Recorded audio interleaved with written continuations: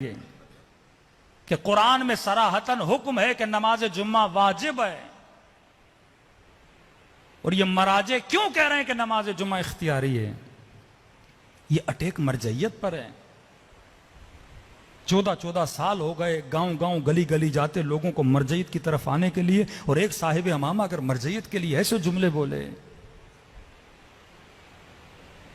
اور پھر ایک مذاقاً جوک بولا جائے کہ ایک ٹیچر کلاس کو چھوڑ کے چلا جائے اور جسے مانیٹر بنا کے جائے، اور اسٹوڈنٹس کو وہ یہ بولے جھوٹ میں کہ آج چھٹی ہے، سارے اسٹوڈنٹ نکل جائیں، اور بعد میں ٹیچر کو پتا لگے جس نے یہ بولا اسے بھی سزا دے گا، جو بھاگ گئے اسے بھی سزا دے گا، بولے کہ آج کے مراجع کا حال یہ ہے الیاذ باللہ کہ امام زمانہ نے ان کو مانیٹر بنایا اور انہوں نے جمعے کی چھٹی کرا دی۔ یہ نظریہ وہابیوں کا نظریہ ہے کہ قرآن کی ظاہری آیتوں پہ فتویٰ دینا۔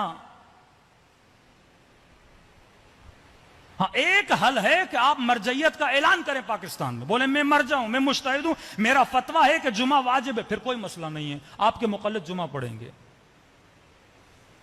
آغا فاضل کے نزدیک شاید سر پانی میں جائے تو مثلا روزہ باطل نہیں ہوتا، یہ تھوڑی آغا فاضل آغا بہجت پہ تنقید کریں، آغا خامنئی پہ تنقید کریں، اس سے مرجعیت ختم ہو جاتی ہے۔ میں اگر مرجع نہیں ہوں، اگر میں نے مرجعیت کا اعلان نہیں کیا، مجھے حق نہیں ہے میں کسی مجتہد کی فتویٰ پہ تنقید کروں۔ ظواہر آیات قرآن پہ اگر حکم دینا ہوتا تو قرآن میں صریحتاً لکھا ہے، ابا حضرت آزر کو حضرت ابراہیم کا باپ بتایا گیا ہے، اور خدا کہتا ہے وہ کافر تھا۔ پھر آپ بھی مانو حضرت ابراہیم کے والد کافر تھے، اگر ظواہر پہ حکم کرنا ہے۔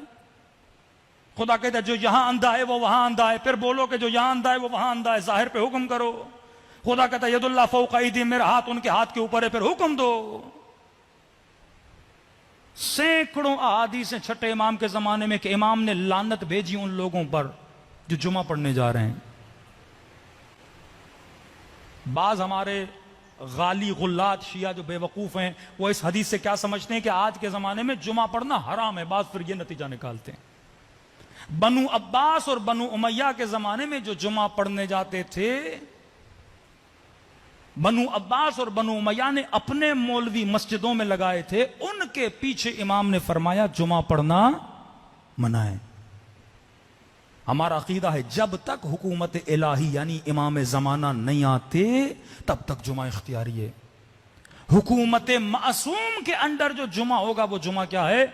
اب حدیث موجود ہے، آپ حدیث کا کیسے انکار کر سکتے ہو؟ اور آپ لطیفے پڑھو، مراجع کا مذاق اڑاؤ۔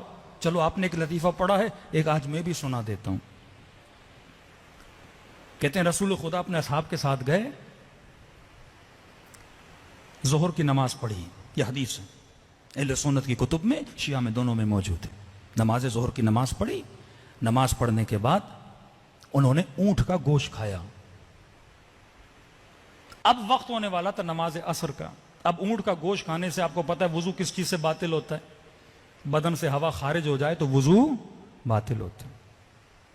انہوں نے اونٹ کا گوشت کھایا، کسی کی ہوا خارج ہو گئی، جب بدبو ہوئی، اب رسول ہے نا رحمت للعالمین، وہ تو کسی کو نہیں بولیں گے تو اٹھ کے جا وضو کر۔ نبی نے حکم فرمایا جن جن نے اونٹ کا گوشت کھایا ہے سارے جا کے وضو کریں۔ اب کل سے مولوی فتویٰ دے کہ جو بھی اونٹ کا گوشت کھائے گا اس کا وضو باطل ہے۔ حکمت ہوتی ہے کون سا حکم کس جگہ پہ کس لیے دیا گیا ہے، یہی حکمت بعض شیعوں میں نہیں ہے۔ بعض جمعے کو حرام سمجھتے ہیں اور بعض نے کہہ دیا کہ جمعہ واجب ہے۔ ہاں، مرجعیت کا میں بھی اعلان اگر کر دوں مرجعیت کا، پھر بھائی میرا فتویٰ ہے، میرے مقلد میرے فتوے پہ کیا کریں؟ عمل کریں۔ کسی کو حق نہیں ہے کسی مرجع کو کیا کرے؟